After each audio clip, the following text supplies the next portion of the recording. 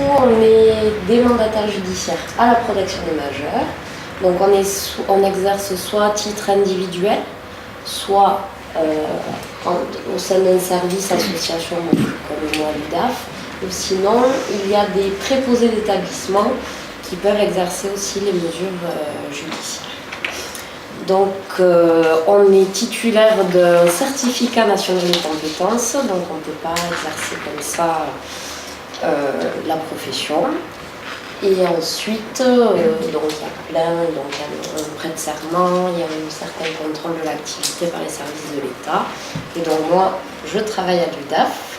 Donc l'UDAF, c'est des Hautes-Pyrénées, donc c'est l'Union départementale des associations familiales, qui est aussi au sein de l'UNAF, donc c'est l'Union nationale des associations familiales. Donc la loi confie aux UDAF donc, les 4 missions que vous avez à l'écran. Donc par rapport à... Ils sont consultés pour avis par rapport à certaines décisions par les pouvoirs publics. On gère des services d'intérêt familial. On exerce dans toutes les juridictions l'action civile et on représente officiellement auprès des pouvoirs publics toutes les familles. Donc au sein de l'UDAF des Hautes-Pyrénées, il y a plusieurs services. Vous avez plusieurs exemples. On a une certaine diversité donc sur autant au niveau logement, au niveau médiation familiale, l'information au soutien des tuteurs familiaux, les résidences d'accueil et donc le service dans lequel je travaille, la protection juridique des majeurs. Donc sur le département, il y a 950 mesures qui sont confiées à l'UDAF. Donc un tiers de tutelle et 2 tiers de curatelle en gros. Le service donc, dans lequel je travaille est dirigé par une responsable d'unité. Il y a 2 chefs de service et on a à peu près 6 équipes dans lesquelles on est 2 ou 3 délégués mandataires avec un secrétariat et un service comptabilité. Donc en fait, ça nous permet de pouvoir assurer la continuité de service, c'est-à-dire que quand les uns ne sont pas là, les autres prennent le relais. Il y a également un accueil. Les personnes peuvent venir à l'UDAF quand ils n'arrivent pas à joindre la personne qui se charge de leur dossier ou qu'elle ne répond pas au téléphone, etc. Sinon, nos collègues prennent le relais, a priori. On a également un service comptabilité qui se charge de réceptionner tout ce qui est facture, tout ce qui est les relevés de compte, etc., qui nous aide du coup dans la mise en place de la gestion du budget. Donc un mandataire en milieu ouvert, c'est-à-dire pour les personnes qui sont à domicile, gère environ 57 à 58 mesures. Peu importe la mesure de protection, donc ça peut être autant de la tutelle que de la curatelle. Et en établissement, on est sur à peu près 90 mesures. Voilà. Donc je vous parlais tout à l'heure de l'UDAF, les spécificités. Donc je parlais de la continuité de service, le fait qu'on soit plusieurs sur un pôle permet du coup lors des visites, quand on part en visite ou quand on a un rendez-vous, qu'on ne peut pas être dérangé. Que notre chef par exemple ou également tous nos collègues puissent répondre aux questions urgentes. Parce qu'il y a une différence entre la question urgente quand même et les demandes continuelles. On a une pluridisciplinarité des mandataires, donc on est beaucoup à être de formations différentes. Autant de formation juridique que travailleur social, donc conseillère en économie sociale et familiale, éducateur spécialisé, assistante sociale. Donc on est un peu brassé, ce qui permet aussi d'apprendre les uns des autres, parce que c'est un métier où c'est quand même on a des compétences assez vastes, autant dans le travail social que dans le juridique. Et voilà, donc du coup, lorsque nous sommes mandatés par le juge de tutelle, nous recevons un jugement l'UDAF et qui va préciser dedans, il y aura les informations, donc le type de la mesure, si c'est une curatelle ou une tutelle, s'il y a des spécificités à la mission qu'on doit exercer. Et ensuite, soit le chef de service, soit nous-mêmes, nous allons au tribunal consulter le dossier pour prendre finalement connaissance d'éléments essentiels, tout simplement parfois les coordonnées de la personne, de qui a demandé la mission, la mise sous protection aussi, parce que ça peut être intéressant de connaître un petit peu le cheminement de la mesure et si la personne aussi également était d'accord pour avoir une mesure de protection ou pas, parce que du coup ça nous aidera à savoir comment se positionner ou savoir également comment on va pouvoir rencontrer cette personne et dans quel état d'esprit elle va être. Donc, quand on a récupéré les informations et on prend aussi connaissance du certificat médical, bien sûr, on essaie de fixer un rendez-vous avec la personne ou avec toute personne ressource. C'est-à-dire ça peut être parfois la famille, ça peut être également un service, des partenaires, donc parfois la Maya. Et du coup, on essaye, soit si la personne l'accepte, de la rencontrer sur son lieu de vie. Parce qu'on a quand même une mission de se préoccuper du lieu de vie. Du lieu de vie de la personne. Donc lorsque la personne est prévenue du premier rendez-vous, donc nous nous rendons chez elle ou dans tout lieu adapté, donc, ou parfois ça peut être également dans des mairies, si la personne refuse au premier abord de notre présence à son domicile. Donc là, lors de ce premier rendez-vous, nous y allons à deux personnes. Donc il y a le mandataire et le chef de service. Donc on va essayer d'expliquer et d'informer la personne sur qu'est-ce qu'est la mesure de protection et notamment quelle mesure lui est finalement attribuée et comment on va pouvoir finalement travailler ensemble pour certaines personnes et pour d'autres, comme le disait tout à l'heure Maître Rolfo et Monsieur le juge, pour certaines personnes qui sont notamment en EHPAD, on va se rendre compte de quelle est la situation de la personne, comment ça se passe et si la personne est en capacité aussi de communiquer avec nous et de pouvoir finalement interagir lors de la mesure de protection pour pouvoir prendre des décisions plus tard ou savoir si son lieu de vie est adapté, ce genre de choses. On va notamment essayer d'écouter cette personne, de répondre à toutes ces questions parce que normalement, en général, elles sont multiples. Donc c'est tout simplement mais combien d'argent je vais avoir, généralement c'est comment ça va se passer, mais pourquoi vous voulez tel papier ou cette chose, pourquoi vous voulez savoir des choses sur moi. Il y a quand même en général un petit peu de méfiance parce que c'est quand même assez compliqué de voir arriver une personne qu'on ne connaît pas dans sa vie et qui vient en nous disant vous avez une mesure de protection, il va falloir me remettre des documents, c'est moi qui vais gérer ceci, c'est moi qui vais gérer cela.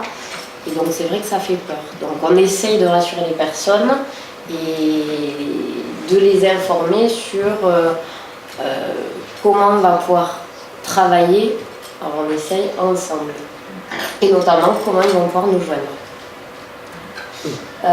Donc là, je vais rappeler, en gros, en général, on rencontre les personnes au domicile. Si c'est pas possible, on les rencontre dans un espace ou un lieu adapté.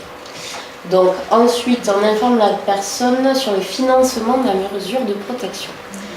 Parce que la loi pose le principe que la mesure de protection est à la charge totale ou partielle de la personne. Donc c'est compliqué parfois d'expliquer parce qu'il suffit, c'est pas un coût pour telle personne, c'est vraiment un calcul qui est réalisé par rapport à un barème et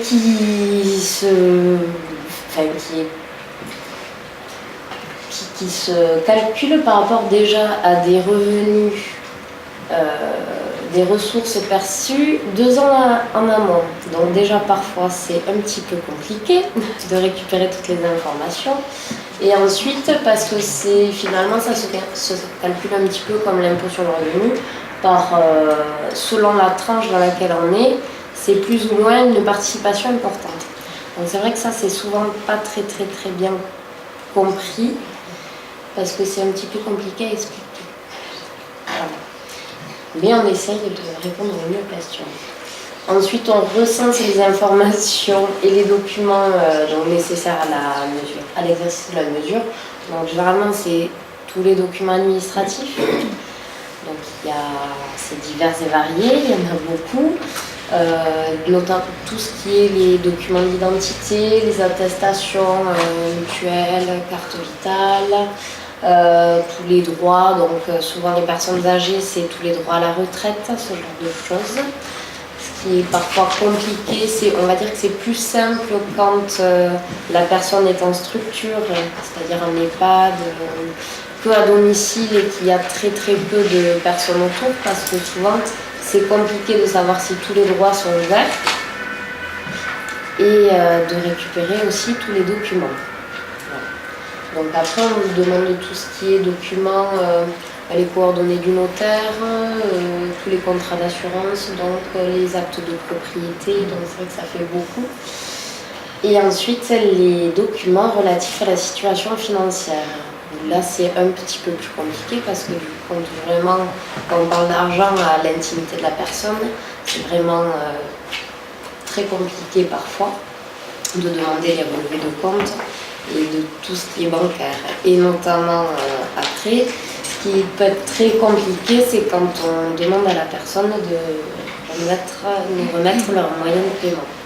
Alors là, on nuance un peu parce que si la personne est organisée d'une certaine façon, tant qu'il n'y a pas de situation trouvée pour que la personne puisse continuer à vivre, à pouvoir retirer son argent, ou s'il n'y a pas de mise en place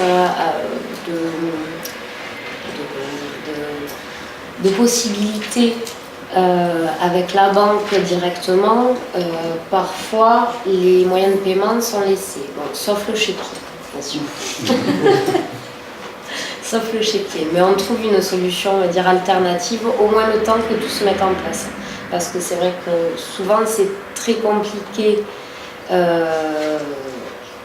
mettre en place la mesure, et notamment tout ce qui est administratif et financier, parce qu'il y a quand même des délais de réponse des banques, mais également de toutes les administrations qui sont un petit peu plus lentes, ou qui le deviennent de plus en plus, on va dire.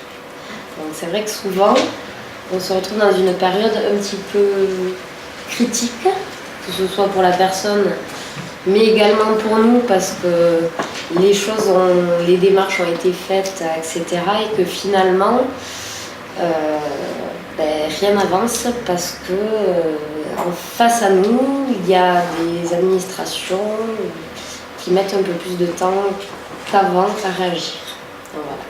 Et enfin, on remet donc des documents contre un récépissé, c'est-à-dire qu'on va remettre une notice d'information. Donc dans cette notice d'information, il y a repris donc qu'est-ce qu'est la mesure de protection, donc les différentes mesures, les informations par rapport du coup au service de l'UDAF pour nous, et notamment le tableau par rapport à la facturation, la prise en charge par la personne de la mesure de protection. Une charte des droits et des libertés de la personne protégée, dans laquelle sont énoncés que la personne a quand même toujours des libertés individuelles, notamment de rencontrer qui elle le souhaite, d'inviter qui elle le souhaite, que nous n'avons pas mot à dire à moins que cela la mette en danger. Et ensuite le règlement du fonctionnement du service, donc, notamment que les jours d'ouverture, les jours de permanence téléphonique du mandataire, ce genre de choses. Donc En gros, notre travail se répartit à peu près comme ci. Donc on a beaucoup de travail administratif, donc c'est divers et variés, des rapports, des comptes rendus que l'on fait au magistrat. Ensuite, tout ce qui est déclaration d'impôts, les contrats mutuels, les contrats CS, les déclarations de la CAF, les dossiers retraite, les demandes après d'APA, ce genre de choses pour le cas de la personne âgée. On travaille également en lien quand même avec la personne. Donc pour moitié, on va dire, on a un lien direct avec la personne, enfin les personnes dont on s'occupe, parce que du coup, il n'y en a pas qu'une.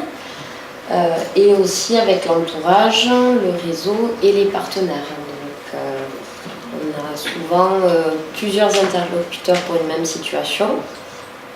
Parfois, il n'y en a pas, mais dans ces cas-là, souvent on a beaucoup les personnes, en général. Donc du coup, les principes d'exercice de la mesure, donc là je vais reprendre un petit peu ce que disait monsieur le juge. On essaye de personnaliser le mandat, c'est-à-dire qu'en fonction de la personne qu'on va avoir en face, selon ses capacités, selon aussi son mode de vie, on va agir différemment, que la personne soit finalement en EHPAD que lorsque la personne est à domicile, notamment pour les personnes âgées, où il y a on va essayer sur la personne à domicile de mettre en place des aides, et qu'il y ait quand même une veille permanente de l'entourage, ou des aides à domicile, ou des intervenants comme la Maya, par exemple. On essaye le plus possible d'associer la personne. C'est-à-dire qu'on interroge souvent la personne sur ses choix, c'est-à-dire sur, par exemple, quand on sent que la personne a des difficultés à rester à domicile, on essaie quand même de l'interroger par rapport à ses souhaits pour l'avenir. Si elle envisage d'aller en EHPAD par exemple, mais également pour toutes les choses quotidiennes par rapport à l'organisation, pour tout ce qui est mettre en place peut-être le portage de repas, ce genre de choses. Et également quand elle est par exemple en établissement, sur le fait de participer à des activités ou pas à l'extérieur, ou le fait de voir d'autres personnes par exemple qui pourraient lui apporter une valeur, qui pourrait apporter entre guillemets une valeur ajoutée à sa vie. On essaye de s'appuyer donc sur ses compétences, c'est-à-dire donc le faire faire, donc comme disait monsieur le juge, en curatelle, on a une mission de contrôle des actes que peut passer la personne seule, et d'assistance, c'est-à-dire que parfois on va accompagner la personne dans certaines démarches. En matière de tutelle, c'est beaucoup plus compliqué, donc généralement on représente la personne. Pour autant, on essaye quand même de la tenir informée en fonction de ses capacités, pour qu'elle soit quand même au courant des décisions, des choses que l'on met en place pour elle. Et ensuite, on prend compte, donc, comme on disait tout à l'heure, ses besoins et ses souhaits en fonction de son environnement et de ses capacités.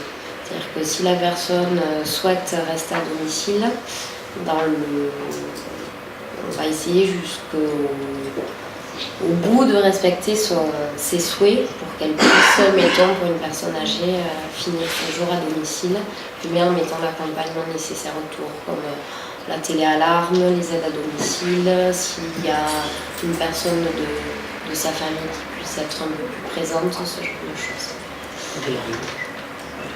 Il te reste 3 minutes, mais tu vas y arriver. Ah oui, non. Pardon. Oui, donc généralement, dans les 3 mois, nous élaborons un document individuel de protection. Donc c'est un document dans lequel on fait part justement, on essaye de demander à la personne de nous faire part de ses souhaits, de ses besoins, de ses projets. Donc si la personne ne peut pas remplir ce document issu de la loi 2002.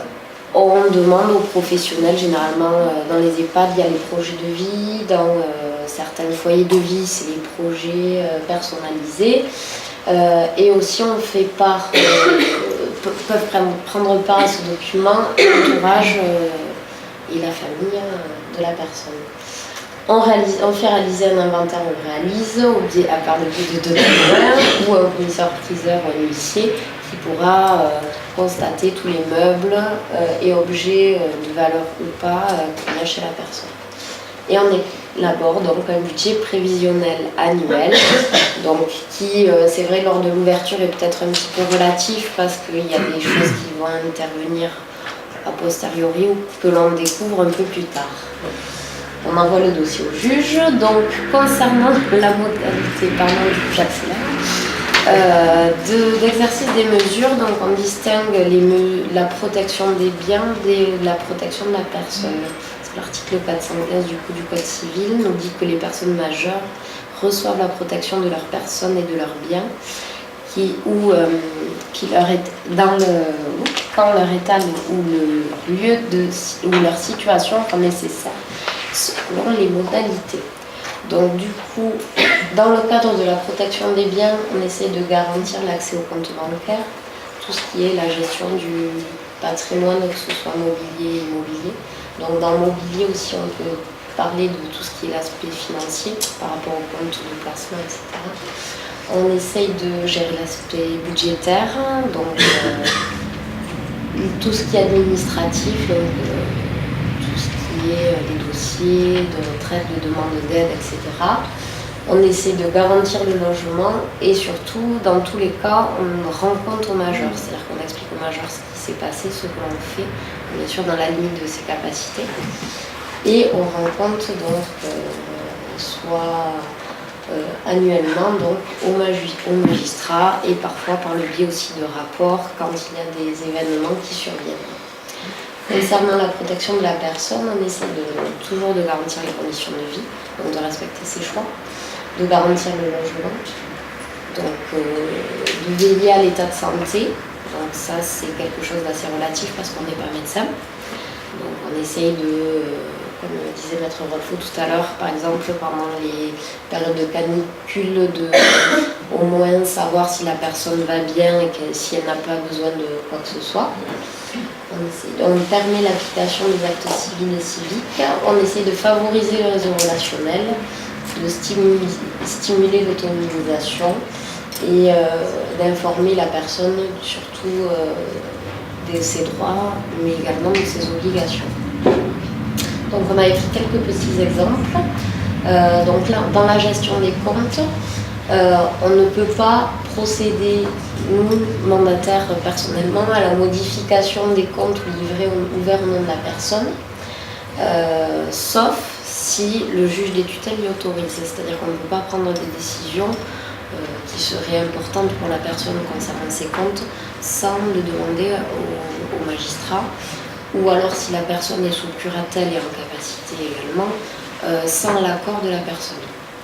On est quand même tenu d'apporter des soins prudents, diligents et avisés dans l'intérêt de la personne. Concernant la personne, la protection de la personne, le majeur prend seul les décisions relatives à sa personne dans la mesure où son état le permet. Donc c'est vrai que pour certains actes notamment, on n'a pas du tout à intervenir dans tout ce qui est, mettons, les déclarations de naissance d'un enfant ou d'adoption, ce genre de choses. C'est la personne qui est seule à faire ce genre de démarche. Il y a des dispositions spécifiques après concernant le logement, le mariage ou les actes médico-chirurgicaux notamment. Donc pour le logement de la personne protégée et les meubles dont il est garni sont conservés à la disposition de celle-ci aussi longtemps que possible.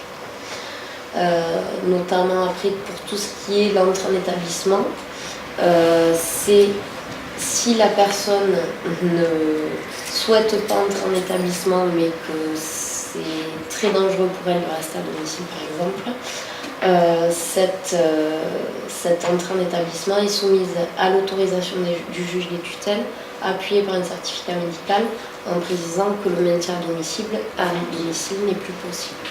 Donc nous, en tant que mandataire, on ne peut pas aller à l'encontre du souhait de la personne, hormis cas de danger, avalisé finalement par un certificat médical et autorisé par le juge. Donc après, il y a tout ce qui est lié à la protection du logement. Ça passe aussi par la protection des meubles, des relations personnelles, sauf si pareil, la personne se met en danger en côtoyant certaines personnes, etc. Il y a des dispositions particulières également. Un tutelle n'est permis qu'avec l'autorisation du juge des tutelles après audition des futurs conjoints. En curatelle, il s'agit de notre autorisation. Généralement, si le mariage ne paraît pas un petit peu désavantageux. C'est pas souvent chez les personnes. Si, on n'est pas vu. On en a beaucoup. C'est vrai? Oui. Vraiment. Oui. Donc du coup, voilà. Après, du coup, on intervient surtout avec ça concerne assez les personnes âgées concernant les autorisations aux actes médico-chirurgicaux. Donc, le principe, c'est que la personne peut donner son consentement à un acte médico-chirurgical, quelle que soit la mesure de protection. Sauf si la personne n'est pas en capacité de donner un consentement éclairé. C'est-à-dire si elle n'est pas en capacité de comprendre les tenants et les aboutissants finalement de l'acte, et si elle n'est pas en capacité de comprendre finalement les risques qui sont liés à cet acte. Donc si généralement nous on remet un questionnaire au médecin pour pouvoir savoir si la personne selon lui est en capacité de comprendre. Si le médecin nous dit que non, donc il faut distinguer si l'acte ne porte pas gravement atteinte à l'intégrité corporelle de la personne ou à son intimité. Donc mettons, on va prendre un exemple, une coloscopie n'est pas considérée comme un acte portant gravement atteinte à l'intégrité corporelle de la personne ou à son intimité, mais une amputation d'une jambe, oui. Donc généralement, si ça ne porte pas gravement atteinte à l'intégrité de la personne, c'est le mandataire qui consent l'opération. Et si ça porte atteinte à l'intégrité physique de la personne, nous demandons au juge des tutelles de nous autoriser, au nom de la personne, à consentir à l'opération. Voilà. Et donc après, c'était bon, donc pour vous dire que quand même on était contrôlés, mais ce que nous a expliqué monsieur le juge tout à l'heure. Voilà. Merci. J'ai essayé d'accélérer.